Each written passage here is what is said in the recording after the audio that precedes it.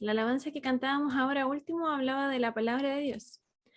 Y coincidentemente vamos a hablar de eso, de la Biblia, el libro de los libros. ¿Ya? ¿Y esto por qué? Bueno, una de las razones es porque es el mes de la Biblia, ya que el 26 de septiembre de 1569 se concluyó la impresión de la primera Biblia en español, que era más conocida como la Biblia del Oso, por el dibujo que tenía en su portada, y a partir de ella se fueron creando diferentes traducciones hasta las que tenemos hoy en día, como la Reina Valera o la NBI, etc. Y coincidentemente también este es el mes de la patria, ya que un 18 de septiembre de 1810 se llevó a cabo la primera junta de gobierno y que, como fue la primera forma autónoma de gobierno que surgió en Chile, pasó a ser el comienzo de este proceso largo que sería la emancipación de Chile. Ahora, aparte de que ambos tienen celebraciones importantes el mes de septiembre, también podemos decir que tanto la Biblia como Chile tienen un origen, tienen una historia que se ha ido desarrollando a lo largo de muchos años, que ha llevado a tener un contexto actual, ¿ya? Y así como para entender el contexto actual de Chile es necesario conocer tanto sus orígenes como toda su historia.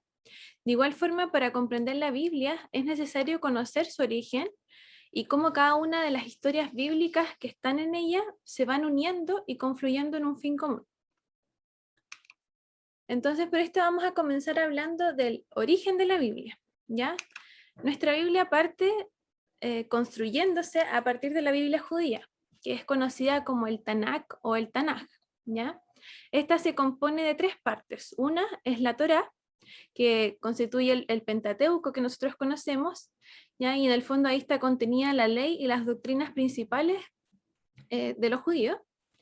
También está el Nebim, que significa profetas, y en esta parte está contenido todo lo que son los profetas anteriores, posteriores y menores, ya que nosotros clasificamos más bien en profetas mayores y menores, dependiendo del largo de esos libros. Y está el Ketubim, que son las escrituras, ya que esta encierra los libros poéticos, como son los salmos, proverbios, los libros de los 5 rollos y también libros históricos. Ahora, a este Tanaj luego se le sumó una serie de libros apócrifos. Ya estos libros apócrifos, que significa escondido o secreto, fueron libros que están escritos en el periodo entre el Antiguo y el Nuevo Testamento, ya que se conoce también como el periodo del Segundo Templo. Son alrededor de 11 a 16 libros y que fueron integrados en su totalidad en una Biblia llamada Septuaginta, ya que fue una que elaboraron o reunieron judíos de la dispersión de este tiempo. Y posteriormente fueron eliminados en un canon hebreo por los judíos de Palestina. Ahora, a esto le faltaba el gran final, que es la vida de Jesús, ¿ya? El cumplimiento de muchas de las profecías que se veían en este Tanaj y que aquí fueron hechas, ¿ya? Las buenas nuevas, los evangelios. Aquí aparecen todos los relatos de la vida de Jesús, los hechos de los apóstoles que siguieron a Jesús y también muchas cartas que fueron escritas a las primeras comunidades de cristianos, ¿ya? Que los estimulaban a poder seguir a Cristo pese a todas las dificultades a las que se enfrentaban estos primeros cristianos. Y es así como finalmente tenemos esta Biblia actual, donde está el Tanakh, los escritos del Segundo Templo o libros apócrifos, y también los escritos de los apóstoles, ¿ya? Y entonces tenemos un Antiguo Testamento, un Nuevo Testamento y también estos libros que están entre medio que diferentes iglesias han decidido si adoptarlos o no. Por ejemplo, la Iglesia Católica adoptó 11 de estos libros y los denominó como deuterocanónicos. La Iglesia Ortodoxa, que es una rama como que sale desde la Iglesia Católica, incluyó todos los libros. ¿Ya? Ellos adoptaron la Biblia Septuaginta como su Biblia, incluyendo además el Nuevo Testamento. Pero en tanto los protestantes quisieron ir a esta Biblia como más arcaica, más primaria, y consideraron solamente el Antiguo y el Nuevo Testamento, y dentro de sus razones principales estaba que nunca estos libros que estaban escritos en este periodo de los libros apócrifos fueron citados por Jesús, y también se duda si alguna vez fueron citados por los apóstoles. También se pone en cuestionamiento si fueron inspirados o no por Dios, y también no aparecían en el canon en hebreo antiguo, ya fueron desechados en él, y también se considera que son de una calidad inferior a los otros libros que están en la Biblia. Entonces, por esta razón, nuestra Biblia actual no tiene estos libros. Ahora, ¿cómo podemos comprender mejor el libro de los libros? ¿Ya? Cuando uno va a una biblioteca se encuentra con una infinidad de libros, con una infinidad de géneros literarios, y cuando vemos la Biblia nos encontramos con una especie de mini biblioteca, donde hay muchos géneros literarios entremezclados. ¿Ya? Y por eso es interesante poder analizar cuáles son los principales géneros literarios que están contenidos en la Biblia. Por una parte tenemos la narrativa, ya que gran parte de la Biblia está dentro de este género literario, donde están las historias, las parábolas, las biografías también, como es en los evangelios con la vida de Jesús. Y dentro de estas narrativas tenemos personajes principales, secundarios, ya tenemos personajes que van cambiando a lo largo de la historia, como son los personajes redondos que se conocen, o personajes planos que son iguales a lo largo de toda la historia. Tenemos un conflicto principal y también una serie de conflictos que se van desarrollando y que muchas veces también pueden venir desde un tiempo pasado. Y por último tenemos un desenlace, que puede ser un desenlace absoluto o también algo que abre puerta a un nuevo comienzo. Por otro lado tenemos la poesía. ¿Ya? La poesía sirve para expresar ideas, sentimientos y historias, pero de un modo más estético, más bonito. ¿Ya? Son descripciones subjetivas, por ende están sujetas a múltiples interpretaciones, ¿ya? Y utilizan diferentes figuras literarias como las metáforas, que es necesario comprender para poder entender mejor el sentido de una poesía. Ahora, ¿qué tiene de positivo la poesía? Que permite expresar cosas que quizás la lógica o la narrativa no pueden expresar. ¿Ya? Por otro lado, también tenemos algunos discursos inmersos en la Biblia. ¿Ya? Estos discursos buscan obligarnos a pensar con cierta lógica, podríamos decir que es todo lo contrario a la poesía, y también buscan muchas veces persuadir al público, ¿ya? Quien lo lee, lo escuche. Y estos discursos requieren que nosotros tomemos en cuenta cada uno de los discursos que ha dicho la persona que dice este discurso, como para ver si su discurso ha cambiado con el tiempo, o se reafirma, o es todo lo contrario. ¿Ya? Y también ser capaces de leer la verdad entre líneas de aquellos discursos. Por ejemplo, lo que hablaba Víctor hace unas semanas atrás acerca del segundo mandamiento, que decía amar a tu prójimo como a ti mismo, ahí tendríamos una especie de verdad entre líneas, que era el amor propio. Ahora, todos estos estilos están entremezclados adentro de la Biblia y es necesario identificarlos para poder comprender mejor el mensaje que nos entrega la Biblia. Ahora vamos a ver un video que nos habla un poquito acerca de esto.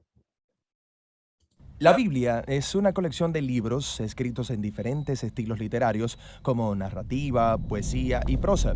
La mayoría de nosotros estamos familiarizados con este tipo de literatura. Sí, todos reconocemos una narrativa cuando la vemos, como Los Juegos del Hambre o El Gran Gatsby. La mayoría de las personas pueden reconocer la poesía, ya sea Walt Whitman o las canciones de Bob Dylan. Todos los días estamos rodeados por prosa, como artículos noticiosos o ensayos. Ahora, todos estos ejemplos son literatura estadounidense moderna.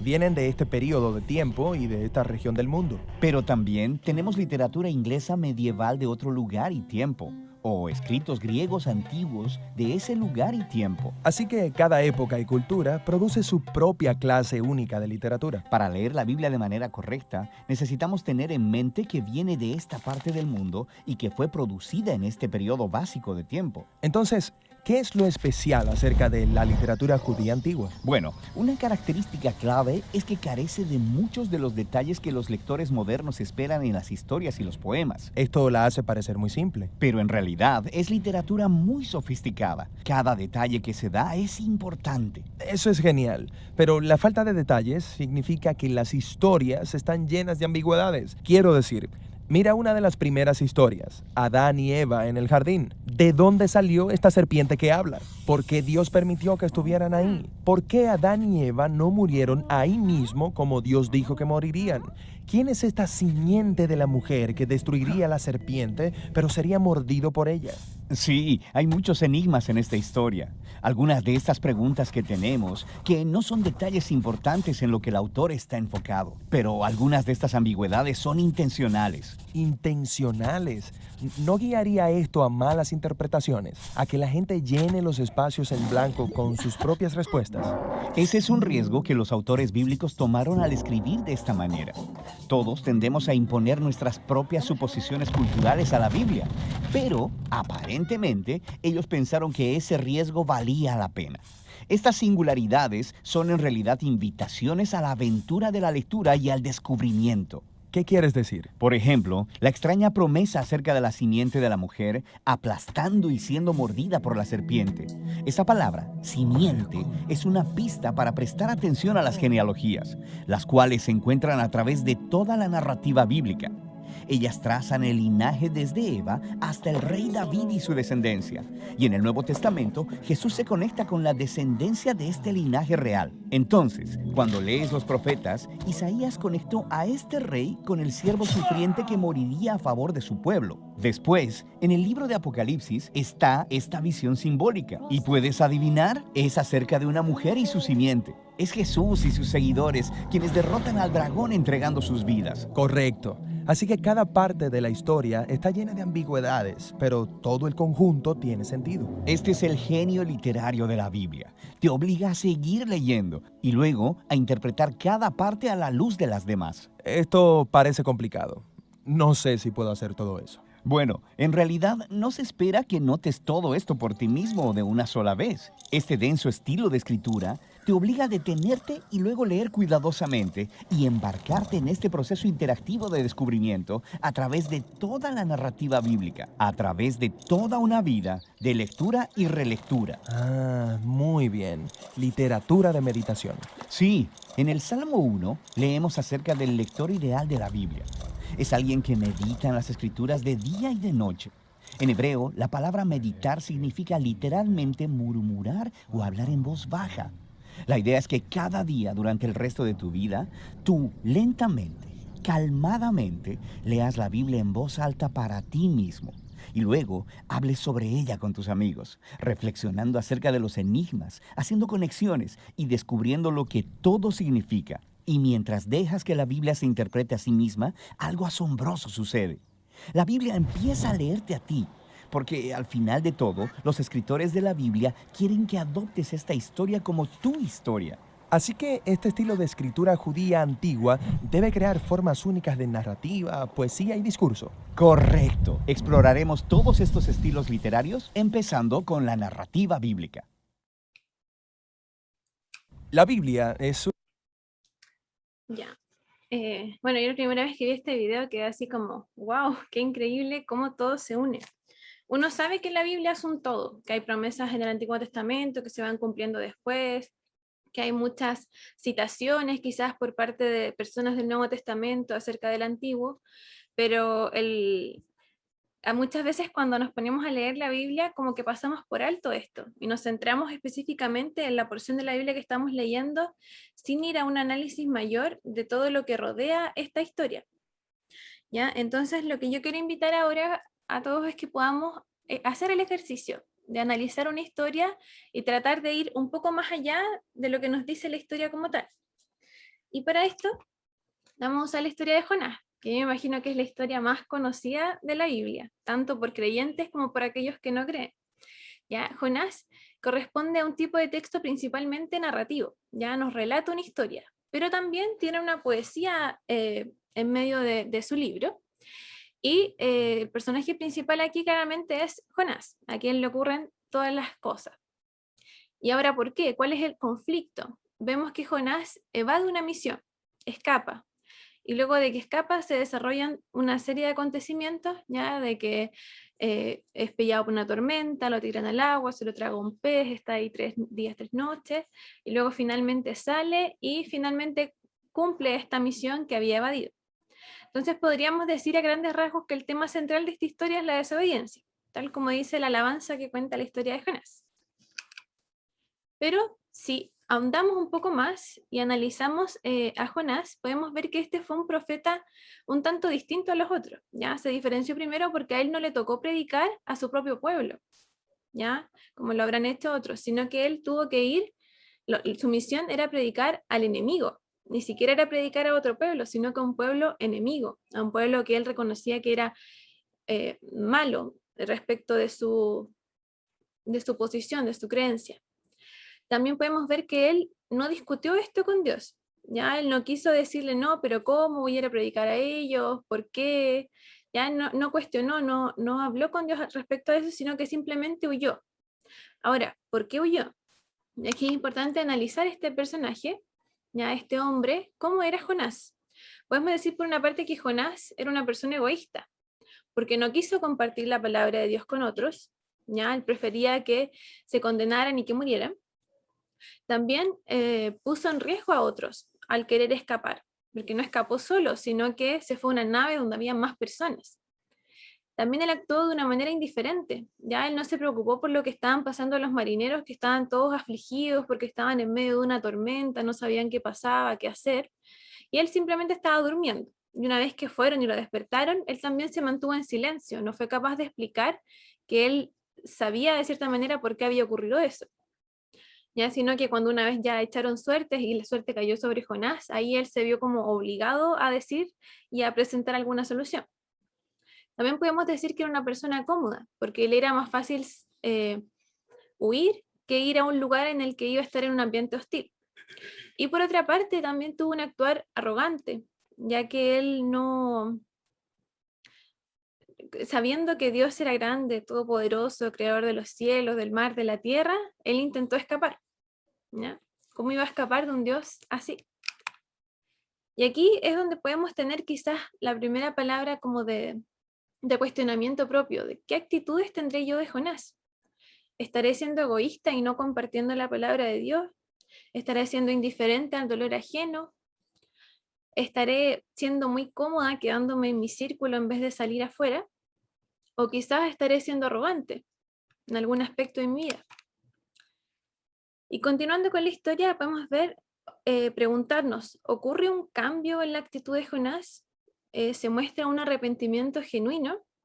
Y para eso hay que leer el libro completo, ¿ya? Y ahí descubrimos que finalmente él cumplió su misión y que su misión fue exitosa, ¿ya? El pueblo finalmente se arrepiente y se libra de la muerte, y esto a él le causa frustración y enojo, incluso como que podemos decir en palabras de buen chileno que se taima, ¿ya? Se taima ahí y se va solo a un cerro, y él finalmente el desenlace de Jonás como que no se ve muy bueno, ¿ya? Y podemos entender también que pese a que él fue perdonado por el Señor, él no fue capaz de perdonar y de ser más misericordioso con quienes predicaba, ¿ya?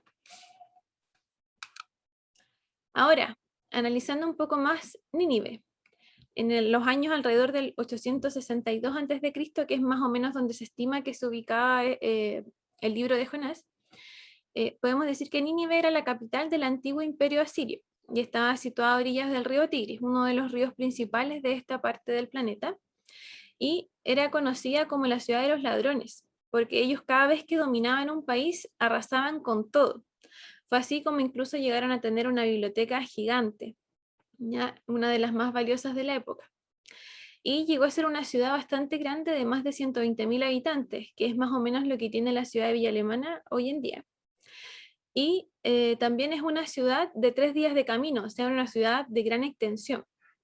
Esto bajo descripciones bíblicas.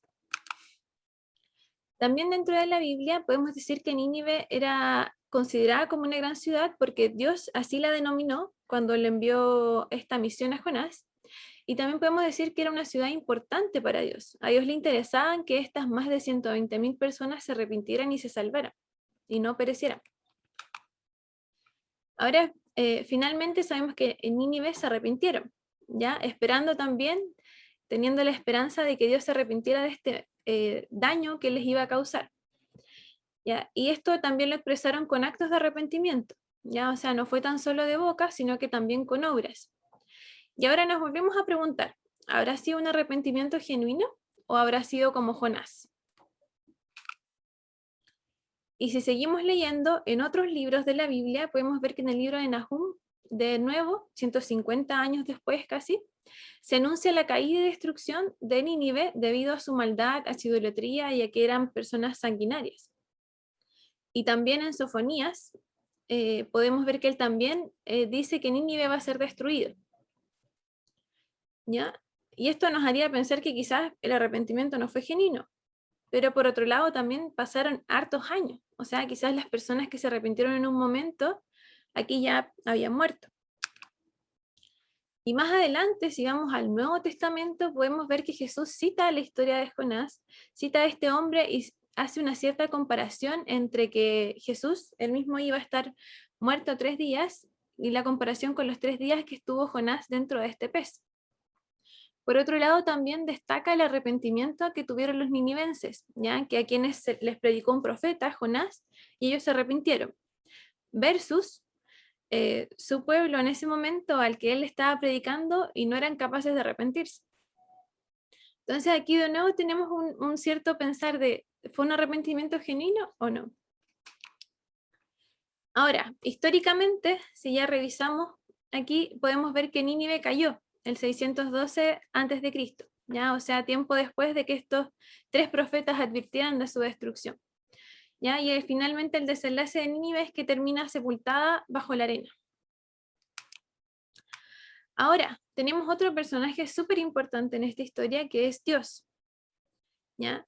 Aquí se nos muestra a Dios como un Dios misericordioso, primeramente con Jonás, porque le da una oportunidad, primero presentándole este pez, ya no dejando que muera ahogado en el fondo del mar, y luego también escucha a Jonás dentro de este pez, escucha su oración, su súplica, y lo salva, ya lo perdona, y le da una nueva oportunidad. Y también un Dios misericordioso con Nínive, ya que les perdona sus pecados y no los destruye. También dentro de este libro podemos ver que Dios está siempre presente y atento, ¿ya? Y esto no aparece tan solo en este libro, sino que es una característica de Dios que se destaca en todo el Antiguo y en el Nuevo Testamento, ¿ya? Que no importa dónde estemos, Él está ahí. Y también podemos decir que Dios da segundas oportunidades, pero no sin antes enseñarnos de alguna forma el camino correcto y de poder enmendar nuestro error para prepararnos para nuestra siguiente misión y esta vez no fallarla. Y dentro del análisis y lo que busqué para armar esta predicación, encontré una frase que me llamó muchísimo la atención, que dice: no es saber que Dios está enojado lo que nos lleva al arrepentimiento, sino saber que a pesar de nuestra desobediencia aún nos ama. En el fondo es el amor de Dios, estemos donde estemos, el que nos hace arrepentirnos y poder acceder a esta salvación. Y también no importa qué tan profundo estemos o cuánto nos hayamos alejado, Dios siempre está ahí, su presencia siempre está ahí, Él también está atento a lo que nosotros tengamos que decirle. Ahora, como les decía al principio, aparte de la narrativa, dentro de este libro tenemos poesía. La poesía, podemos decir que dentro de estos 3 tipos de géneros literarios es como el que más alejado del común de los humanos está. ¿Ya? La poesía no es algo que leamos constantemente, es algo que si no buscamos, no tenemos tanto acceso a él. Entonces, por esto es importante analizar un poco más cómo se lee un poema, cómo podemos comprenderlo mejor. ¿Ya? Un buen primer paso es leerlo en voz alta. De esta manera vamos leyendo y escuchando al mismo tiempo y entendiendo mejor la entonación de ese poema. También analizar el tema principal y el contexto en el que fue escrito. Ver si tiene alguna referencia, algún lugar, alguna persona. Entender también quién era su autor y en qué parte de su vida estaba. ¿Ya? Por ejemplo, tendemos a pensar que todos los salmos fueron escritos por David, pero no es así. Ya hay salmos que escribieron otras personas. E incluso aquellos que fueron escritos por David fueron escritos en diferentes épocas de su vida, en los diferentes altibajos que él tuvo. Otro buen tip es poder destacar los verbos que tiene un poema. También poder analizar si hay ciertas figuras literarias. Ya esto, más que analizar qué tipo de figura exactamente era, es darnos cuenta de diferenciar lo que es literal de lo que es figurativo. ¿Ya? Y analizar si hay ciertas comparaciones o metáforas para entenderlas mejor. También es importante fijarnos mucho en cómo empieza y cómo termina una poesía. Y por último, poder entender cuál es el significado de esa poesía para mí, ya que como les dije en un comienzo, la poesía es algo subjetivo. Entonces, si nos fijamos en este capítulo de Jonás 2, yo hice el ejercicio de leerlo en voz alta, destacar el comienzo y el final y también destacar cada uno de sus verbos. Y en base a eso, continuar analizando. Y vemos que en el comienzo habla de clamar, de pedir, pero también de sentirse escuchado. Entonces ahí podemos ver que hay un deseo y una fe, ¿ya? De que Dios lo escuche en su clamor. También vemos que en un momento él habla de que las aguas le llegaban hasta el cuello, ya que el océano lo envolvía, las algas se le enredaban en la cabeza, se arrastraba hasta los cimientos, ¿ya? Él sentía que se hundía completamente, se sentía sin escape. Pero luego de eso también vuelve a florecer la esperanza y la confianza dentro de él, ¿ya? Al sentir que estaba en esto sin escape, se acordó del Señor, oró y esa oración llegó a Dios, ¿ya? Y también por último adopta un compromiso, ¿ya? Entonces parte con un deseo, con una petición y termina también comprometiéndose. Ahora aquí también podemos aprovechar de meditar un poquito en algo en nuestras vidas, ¿ya? ¿Cuáles son las aguas que te llegan hasta el cuello? ¿Cuáles son esos problemas que te están ahogando y hundiendo? También, ¿de qué fosa nos ha rescatado Dios anteriormente? ¿De qué hoyo nos sacó? Y por último, cuando estamos con esta agua hasta el cuello, ¿somos capaces de ir delante de Dios como lo hizo Jonás dentro del pez? ¿O seguimos quizás mostrándonos arrogantes y tratando de solucionar todo por nuestros propios medios? Y bueno, dentro de lo que es la narrativa también esta parte importante es el conflicto.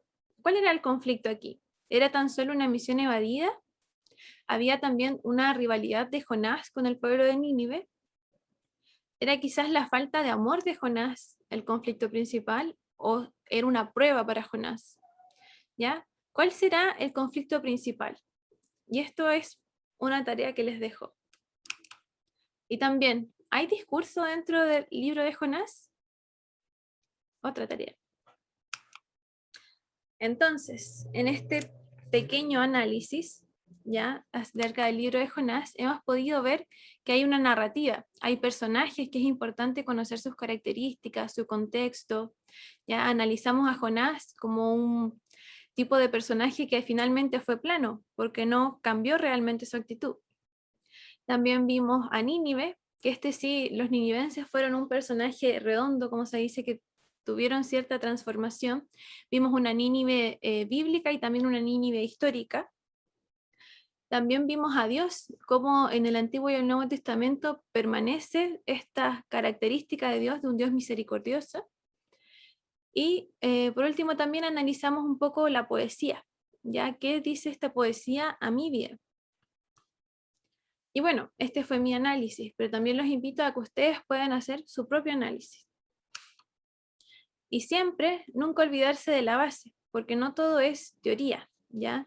Sin una oración, sin pedir la guía del Espíritu Santo, por mucho que leamos siguiendo pasos y pasos la Biblia para comprenderla mejor, no vamos a tener este mensaje transformador.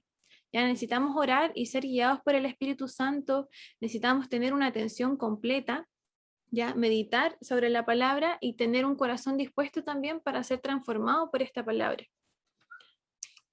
Y siempre es importante poder compartir la palabra con otros hermanos, ¿ya? Porque a cada uno el mensaje llega de manera distinta y cuando somos capaces de compartir estos distintos mensajes, ambas partes se van enriqueciendo. Y siempre es bueno apoyarnos de este material extra bíblico, ¿ya? Por ejemplo, yo me fijé en mapas, un poco de la historia de Nínive, en algunos estudios bíblicos que ya existían acerca de Jonás, y bueno, siempre teniendo el filtro, ¿ya? El filtro de que sean realmente la palabra de Dios y que no se escape de esto y se vuelvan como palabras de hombre. Y finalmente entonces tenemos que leer, tenemos que investigar y también tenemos que dar un tiempo para meditar y de esta manera lograr escudriñar realmente la palabra de Dios, ya que no es otra cosa que examinar algo con atención incluso en aquellos detalles que son menos evidentes. Y poder parecernos un poco a nuestros hermanos de Berea, quienes en palabras de Pablo eran más nobles que los que estaban en Tesalónica, pues recibieron la palabra con toda solicitud, escudriñando cada día las Escrituras para ver si estas cosas eran así. Esta es la palabra del día de hoy. Los invito a orar.